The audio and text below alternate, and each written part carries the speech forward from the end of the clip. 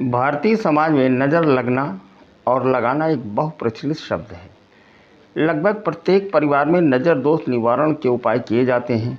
घरेलू महिलाओं का मानना है कि बच्चों को नज़र अधिक लगती है। बच्चा यह दूध पीना बंद कर दे तो भी यही कहा जाता है कि भला चंगा था, अचानक नज़र लग गई। लेकिन क्या नज़र सिर्फ बच्चों को ही लगती है? ऐसा नहीं है। यदि ऐसा ही है तो फिर लोग ऐसा क्यों कहते हैं कि मेरे काम धंधे को नज़र लग गई? नया कपड़ा, जेवर आदि कट फट जाए तो भी यही कहा जाता है कि किसी की नज़र लग गई। लोग अक्सर पूछते हैं कि नज़र लगती कैसे है। हमें भी लोग कमेंट करके पूछ देते हैं कि आप इस पर कभी आप चर्चा करिए। तो इस वजह से सोचा हमने ये कि इसके बारे में एक वीडियो बनाया जाए। मित्रों, मैं के मिश्रा ज्योतिष शोध सेवा संस्थान से नज़र दोष क्या है, इसके बचने के क्या उपाय हैं, वैज्ञानिक आधार, लक्षण और निवारण के बारे में हम इस वीडियो में चर्चा कर रहे हैं। आप लोग हमारे वीडियो को अंत तक देखें, लाइक, शेयर और सब्सक्राइब अवश्य करें। आइए प्रारंभ करते हैं। नज़र लगने पर उससे मुक्ति के क्या उपाय हैं, ये लोग पूछते हैं। तो आज इसी जिज्ञासा को ध्यान में रखकर हमने यहाँ नज़र के लक्षण, कारण और निवारण के उपाय को विस्तृत रूप से हम उसके बारे में बताने जा रहे हैं। मित्रों ध्यान रखिए, ये आज हम एक पॉइंट नंबर 1 की बात कर रहे हैं, नज़र के लक्षण। अगर किसी को नज़र लगी है तो उसके क्या लक्षण होते हैं, इसके बारे में आइए जान लेते हैं। नज़र से प्रभावित लोगों का कुछ भी करने को मन नहीं करता। वे बेचैन और बुझे बुझे से रहते हैं। बीमार नहीं होने के बावजूद शिथिल रहते हैं। उनकी मानसिक स्थिति अजीब सी रहती है।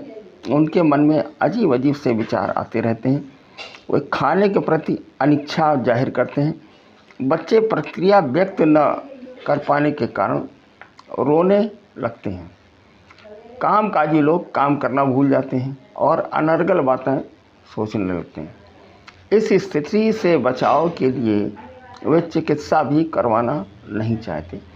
विद्यार्थियों का मन पढ़ाई से उचट जाता है। नौकरी पेशा लोग सुनते हैं कुछ हैं और करते कुछ हैं, माने उनकी अस्त व्यस्त स्थिति बनी रहती है। इस प्रकार ये एक हमने नज़र लगने के लक्षण के बारे में हमने बताया। अब दूसरे पॉइंट की बात करते हैं कि नज़र लगती किन लोगों को है, किसे लगती है। आइए इसके बारे में जान लेते हैं। नज़र सभी प्राणियों, मानव निर्मित सभी चीज़ों आदि को लग सकती है। नज़र देवी देवताओं को भी लगती है। शास्त्रों में उल्लेख है कि भगवान शिव और पार्वती के विवाह के समय सुनैना ने शिव की नज़र उतारी थी। देखिए, शास्त्र में भी इसका वर्णन है। तो लिहाजा नज़र का संबंध हमारे समाज से और आदिकाल से चला आ रहा। अब तीसरे पॉइंट की बात करते हैं, कब लगती है नज़र। पहला पॉइंट हमने बताया नज़र लगने के लक्षण, दूसरा ये बताया नज़र किसे लगती है। अब तीसरे पॉइंट की बात करेंगे, कब लगती है नज़र। कोई व्यक्ति जब अपने सामने के किसी व्यक्ति अथवा उसकी किसी वस्तु को ईर्ष्यावश देखे और फिर देखता ही रह जाए तो उसकी नज़र उस व्यक्ति अथवा उसकी वस्तु को तुरंत लग जाती है। ऐसी नज़र उतारने हेतु विशेष प्रयत्न करना पड़ता है, अन्यथा नुकसान की संभावना प्रबल हो जाती है। मित्रों, ये हमने इस तीसरे पॉइंट की बात की। अब एक चौथे पॉइंट की बात करते हैं कि नज़र किसकी लग सकती है, मतलब कौन से ऐसे व्यक्ति हैं जिनकी नज़र आपको लग सकती है। आइए इसके बारे में देखते हैं। किसी व्यक्ति विशेष को अपनी ही नज़र लग जाती है। ऐसा तब होता है जब स्वयं ही अपने बारे में अच्छे या बुरे विचार व्यक्त करता है अथवा बार बार दर्पण देखता है। उससे ईर्ष्या करने वालों, उससे प्रेम करने वालों और उसके साथ काम करने वालों की नज़र भी उसे लग सकती है। यहाँ तक कि किसी अनजान व्यक्ति, किसी जानवर या किसी पक्षी की नज़र भी उसे लग जाती है। आइए अब अगले पॉइंट की बात करते हैं कि नज़र मान लीजिए लग गई तो इसकी पहचान क्या है, इसे कैसे पहचानते हैं, ये भी कमेंट्स पर लोगों ने हमसे पूछा है। नज़र से प्रभावित व्यक्ति की निचली पलक, जिस पर हल्के रोएदार बाल होते हैं, फूल सी जाती है, वास्तव में यही नज़र की सही पहचान है। किंतु इसकी सही पहचान कोई पारखी ही कर सकता है। ये बहुत ही विशेष और ख़ास तौर से माताओं को अपने बच्चों को लगने वाली नज़र की बहुत पहचान होती है, वो उसे पहचान जाती हैं।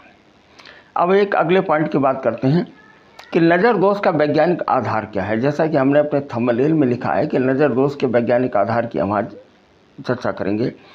कभी कभी हमारे रोमकूप बंद हो जाते हैं, मतलब हमारे जो रोए होते हैं, तो ये रोए, ये अंदर से जो ऑक्सीजन बाहर की तरफ आती है या गंदगी जो बाहर निकलती है, तो उसे रोमकूप बोलते हैं।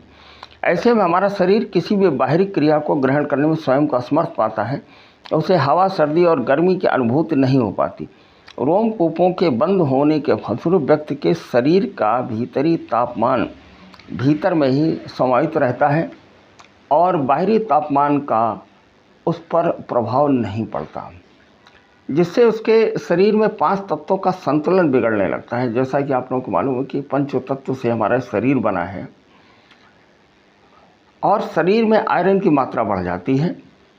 यही आयरन रोमकूपों से न निकलने के कारण आँखों से निकलने की चेष्टा करता है, जिसके फलस्वरूप आँखों की निचली पलक फूल या सूजन आ जाती है। बंद रोमकूपों को खोलने के लिए अनेकानेक विधियों से उतारा किया जाता है।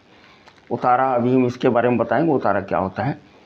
संसार के प्रत्येक वस्तु में आकर्षण होती है, आकर्षण शक्ति होती है, माफ़ कीजिएगा, अर्थात प्रत्येक वस्तु वातावरण से स्वयं कुछ न कुछ ग्रहण करती है।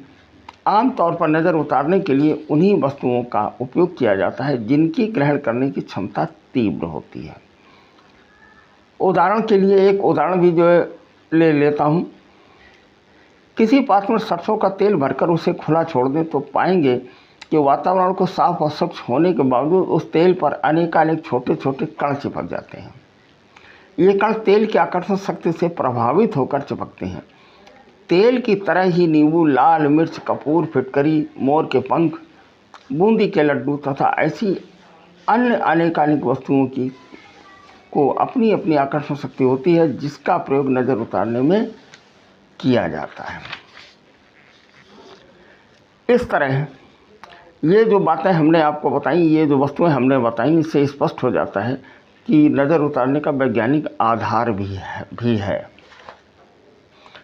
आइए अब जान लेते हैं कि इतनी सारी बातें हो गई, जैसे मैंने आपको जो है बताया कि नज़र के लक्षण क्या हैं और नज़र किसे लगती है, कब लगती है और किसकी लग सकती है, तथा नज़र की पहचान भी हमने बताई, तथा नज़र दोष का वैज्ञानिक आधार के बारे में भी चर्चा की।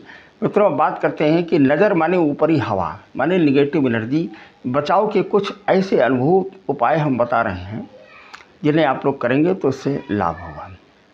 लहसुन के तेल में हींग मिलाकर 2 बूंद नाक में डालने से नीम के पत्ते, हींग, सरसों और सांप की केचुली की धुनी देने तथा रविवार को काले धतूरे की जड़ हाथ में बांधने से ऊपरी बाधा दूर हो जाती है। इसके अतिरिक्त गंगा जल में तुलसी के पत्ते व काली मिर्च पीसकर घर में छिड़कने, गायत्री मंत्र के सुबह की अपेक्षा संध्या समय किया गया गायत्री मंत्र का जाप अधिक लाभकारी होता है। जब हनुमान जी के नियमित रूप से उपासना, राम रक्षा कवच या राम वचन कवच के से नज़र दोष से शीघ्र मुक्ति मिलती है। साथ ही हमें करना यह चाहिए, पेरीडॉट, संग सुलेमानी, क्राइसोलाइट, कॉर्नेलियन जेट, साइट्रिन, काइसोप्रेज जैसे रत्न धारण करने से भी लाभ मिलता है। अब मित्रों, बात करते हैं उतारा। आपने देखा होगा आजकल तमाम ऐसे धाम चल रहे हैं जिनमें उतारा किया जाता है, और ख़ास तौर से ऐसे धामों की मैं बात कर रहा हूँ जिन्हें लोग बालाजी के नाम से भूत प्रेत को उतारने के लिए जिनका उतारे की बात करते हैं। तो उतारा एक विशेष शब्द है, और वो क्या है इस हमारे आगे पता लग जाएगा। उतारा शब्द का व्यक्ति विशेष पर हावी बुरी हवा अथवा बुरी आत्मा, नज़र आदि के प्रभाव को उतारने से है। उतारे आमतौर पर मिठाइयों द्वारा किए जाते हैं, क्योंकि मिठाइयों की ओर वे शीघ्र ही आकर्षित होते हैं। अगर कोई नेगेटिव एनर्जी है या कोई ऊपरी हवा है तो मिठाई की ओर आकर्षित होती है। अब उतारा करने की विधि क्या है, ज़रा इसको भी जो देख लेते हैं। उतारे की वस्तु सीधे हाथ में लेकर नज़र दोष से पीड़ित व्यक्ति के सिर से पैर की ओर 7 अथवा 11 बार घुमाई जाती है, जिससे बुरी आत्मा उस वस्तु में आ जाती है। उतारा की क्रिया करने के बाद उस वस्तु को किसी चौराहे, निर्जन स्थान या पीपल के नीचे रख दी जाती है और व्यक्ति ठीक हो जाता है। अब अगले पॉइंट की बात करते हैं कि ये तो हमने उतारा कि अब किस दिन उतारा करना चाहिए, ज़रा इसको भी जो समझ लेते हैं। मित्रों, इस वीडियो में हमने हर एक चीज़ को एक पॉइंट्स को हमने ध्यान दिया है। आप लोग इस वीडियो को अंत तक अवश्य देखें। साथ में अगर कोई इस तरीके की समस्या होती है तो आप ये हमारे देसी और ये माने बुज़ुर्गों के द्वारा ये चलाए हुए ये उपाय हैं, इन्हें आप अवश्य करें। और किसी भी प्रकार से इसे मेडिकल व्यवसाय से या दवा से इसको जोड़ करके न देखें। हमारा संस्थान या मैं स्वयं किसी भी होनी और अनहोनी के प्रति अपनी जिम्मेदारी नहीं लेता हूं। अब बात करते हैं कि उतारा हमें किस दिन हमें मिठाई से जो है करना चाहिए। और देखिए ज़रा सा देखते हैं, रविवार को सूखे फलयुक्त बर्फ़ी से उतारा करना चाहिए। सोमवार को बर्फ़ी से उतारा करके बर्फ़ी गाय को खिला दें। मंगलवार को मोतीचूर के लड्डू से उतारा कर लड्डू कुत्ते को खिला दें। बुधवार को इमरती से उतारा करें और कुत्ते को खिला दें। गुरुवार को सायंकाल एक दोने में अथवा कागज़ पर 5 मिठाइयाँ रखकर उतारा करें और उतारे के बाद उसमें छोटी इलायची रखें और धूप बत्ती जलाकर किसी पीपल के वृक्ष के नीचे पश्चिम दिशा में रखकर घर वापस आ जाए। ध्यान रहे, घर वापस आते समय पीछे मुड़कर के कतई नहीं देखा जाता है। घर आकर हाथ पैर धोएं, कुल्ला करें, यदि संभव हो सके तो स्नान कर लें और अन्य कार्य में लग जाएं। अब बात करते हैं शुक्रवार की। शुक्रवार को मोतीचूर के लड्डू से उतारा कर लड्डू कुत्ते को खिला दें या किसी चौराहे पर रख दें। शनिवार को उतारा करना हो तो इमरती या बूंदी का लड्डू प्रयोग में लाएं व उतारे के बाद उसे कुत्ते को खिला दें। देखिए, इस वीडियो को अगर स्कैप करके मतलब अगर आप रोक करके धीरे धीरे करके अगर आप सुनेंगे तो हर एक चीज़ आपके समझ में आ जाएगी। अब बात करते हैं रविवार की। अगर रविवार को सहदेई की जड़, तुलसी के 8 पत्ते, 8 काली मिर्च किसी कपड़े में बांधकर काले धागे से गले में बांधने से ऊपरी हवाएं सताना बंद कर देती हैं। ये बहुत बढ़िया उपाय है जो रविवार को करना चाहिए। अब आगे आइए देखते हैं। मैं आपको हर एक बात बताने और समझाने का प्रयास कर रहा हूँ, इसे आप देखिए।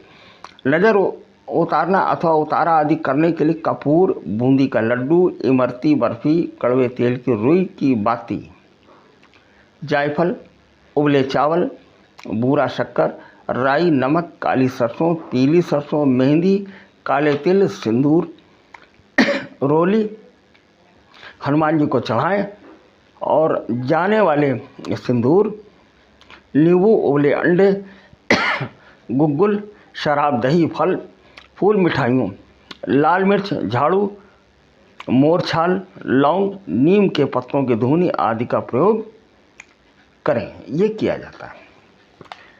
अब आइए आगे देखते हैं। ये तो हो गया एक अस्थायी उपाय के लिए। अगर दीर्घकालीन आपको लाभ लेना हो तो संध्या के समय गायत्री मंत्र का जाप और जप के दशांश का हवन करना चाहिए।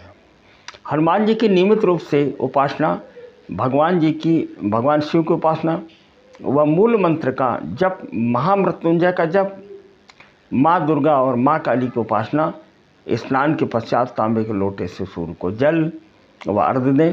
पूर्णमासी को सत्यनारायण की कथा अवश्य सुनें। किसी कर्मकांडी ब्राह्मण से सुने या अगर स्वयं आप सक्षम हो तो स्वयं भी आप कथा कह सकते हैं। संध्या के समय घर में दीपक जलाएं, प्रतिदिन गंगा जल छिड़कें, नियमित रूप से गुग्गुल की धूनी दें, प्रतिदिन शुद्ध आसन पर बैठकर सुंदरकांड का पाठ करें। किसी के द्वारा दिया गया सेब व केला बिल्कुल भी ना खाएं। रात्रि 12 बजे के बाद कभी स्नान ना करें। ये हरदम याद रखें कि जिन व्यक्तियों को इस तरीके की समस्या हो रही हो, रात को 12 बजे के बाद उन्हें कभी स्नान नहीं करना चाहिए। बीमारी से मुक्ति के लिए नींबू से उतारा करके उसमें एक सुई आर पार चुभोकर पूजा स्थल पर रख दें, सूखने पर फेंक दें। यदि रोग फिर भी दूर न हो तो रोगी की चारपाई से एक जो बाण होता है जिससे चारपाई बिनी जाती है, इसको निकाल करके और रोगी के सिर से पैर तक छुआते हुए उसे सरसों के तेल में अच्छी तरह से भिगो दें और उसे भिगो करके एक बत्ती की तरह से उसे जो है किसी दरवाजे पर लटका लें और जला दें। जब वो जल जाएगी पूरी तरह से, वो उसका तेल भी टपकेगा, उसे पानी में टपकने दें। उसकी राख उसी पानी में डाल करके और इसे बहा दें किसी चौराहे पर। ये उतारा करने के पश्चात भली भांति आपको कुल्ला कर लेना चाहिए। इस तरह किसी व्यक्ति पर पड़ने वाली किसी अन्य व्यक्ति की नज़र उसके जीवन को तबाह कर सकती है। नज़र दोष का उक्त लक्षण, माने हमने जो भी लक्षण बताए हैं, अगर दिखें तो जितने भी उपाय हमने इस वीडियो में बताए हैं वो उन्हें करना चाहिए। और ये बहुत ही सहज उपाय हैं, इनसे किसी प्रकार की हानि होने की संभावना नहीं है। इन्हें करें और दोष मुक्त हो जाएं, साथ में ईश्वर की आराधना भी करते रहें। जहाँ तक रोग से संबंध हमारा है तो रोगी के लिए दवा अति आवश्यक है। रोगी को दवा भी इसके साथ में लेना चाहिए। इसके साथ में हमें अपने इस वीडियो को समाप्त करते हैं और आपसे आग्रह करते हैं हमारे इस चैनल को लाइक शेयर और सब्सक्राइब अवश्य